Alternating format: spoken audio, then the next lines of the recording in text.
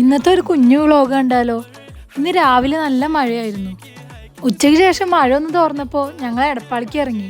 ചേച്ചിയും അപ്പുവും ഉണ്ടായിരുന്നു. അപ്പുവിന് കുറച്ച് ഷോപ്പിങ്ങിനായിട്ടാണ് പോണത്. അപ്പു UAE പോവാണ്. അപ്പോൾ കുറച്ച് ഡ്രസ്സും ബാഗൊക്കെ വാങ്ങാൻ വേണ്ടിയിട്ടാണ് പോയത്.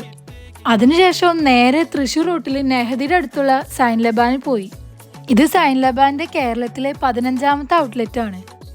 ലണ്ടൻ ഷോർട്ട് കേക്കും പിസ്താഷ്യോ ഹലീബോയും ആണ് വാങ്ങിയത്.